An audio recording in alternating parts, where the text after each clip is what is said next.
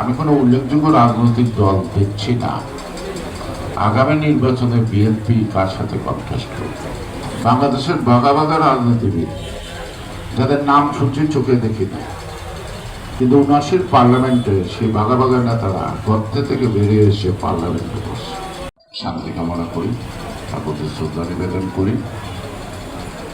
তার বাড়ি পিরোজপুর হলো, ঘটনার চক্রে সে আমার বাড়ির পাশে সেটা জায়গা কিনছে, বাড়ি করবে বলতে জায়গা জায়গায় আছে। তারপরে তার ওয়ারিশটা যদি পরে ভালো। তো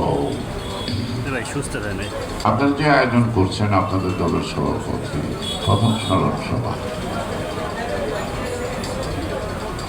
এটা সাধারণত আমরা স্বৈরাচার বিরোধী আন্দোলনের সময় বেশি কর্মসূচি করছি, কারণ আমাদের তখন স্পেস কম ছিল, ইচ্ছা করে সজাগ করতে পারতাম না।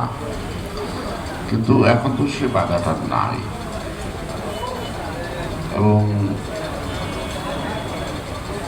আমি বলবো এটা আপনাদের ব্যর্থতা। আপনারা বিভিন্ন পদ পদবিতে আছেন কিন্তু সংগঠন করেন।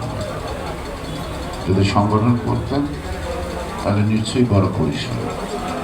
আজকে বিএনপির কোনো প্রোগ্রাম এত ছোটোখাটো রুমের মধ্যে কখনো মানানসই না। এটা আপনার রাগ করেন না আর খুশি হন, তাতে আমার কি আসে যায়। কিন্তু আমি সত্যি কথাটা বললাম, আপনার একটু মনোযোগী হন, পথের সাথীদেরকে খুঁজে বের করেন, পথের পিছনে ঘুরে। পথ কাউকে কখনো বড় করে না, পথই মানুষকে বড় করে। যত নেতার জন্ম সব পথের থেকেই হয়েছে, জনগণের মাঝ থেকে হয়েছে। কেউ কিন্তু নাজেল হয় এটাই, আর যারা নাজেল হয় তারা বেশি দিন টিকে না। হাওয়ার মতো আসে, হাওয়ার মতো যায়। তো জাহিদ ভাই তো সব কথা বলে ফেলছে, আমার নতুন করে কিছু বলার নাই। আমরা অত্যন্ত আশাবাদী, ১৭ বছর আন্দোলন করতে করতে অনেকটা ক্লান্ত বটে, কিন্তু যে আশায় আমরা আন্দোলন করলাম এটা সুষ্ঠু আবার নির্বাচনের জন্য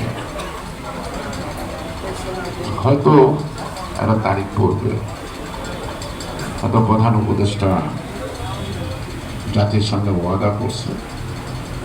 আমি মনে করি না প্রধান উপদেষ্টার সৎ ইচ্ছাই যথেষ্ট একটা নির্বাচনের জন্য।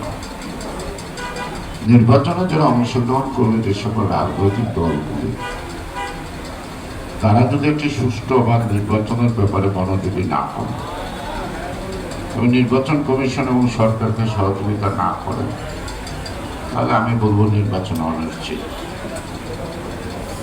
তার নমুনা আমরা কিন্তু দেখতে পাচ্ছি। যে একটি দলের কথা বললো যে পিআর পদ্ধতি, এটা অনেকে ঠাট্টা করে যে পিআর মানে হলো পিছনের রাস্তা। যারা পিছনের রাস্তা অবলম্বন করে তারা যে ষড়যন্ত্র শুরু করছে, এটা বুঝতে বোধহয় অনেক জ্ঞানীগুলি লোকের দরকার হয় না।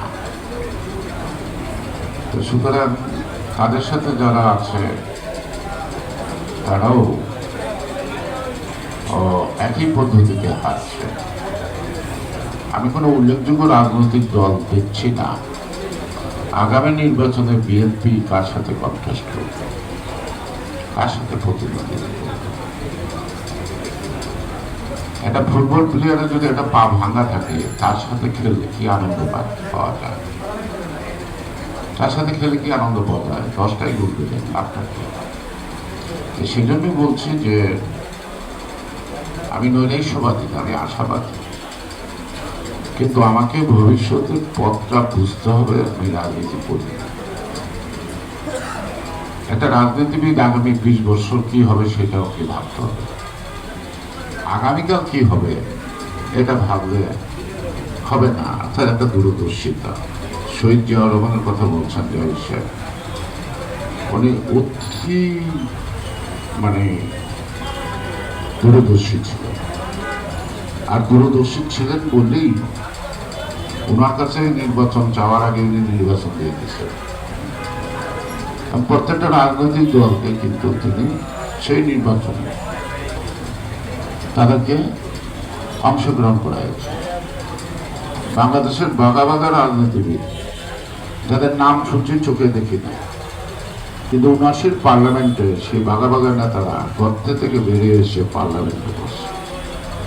অর্থাৎ জিয়াউর রহমান গর্তের থেকেও নেতাদের বের করেছে, গর্তের থেকেও রাজনৈতিক দলগুলি বেরিয়েছে যারা নাকি কি দল করত আন্ডারগ্রাউন্ড, তাদেরকেও তিনি কিন্তু দিবালোকে প্রকাশ্য নিয়ে আসছেন রাজনীতি। সংবাদপত্রের স্বাধীনতা এদেশে কখনো আসবে না,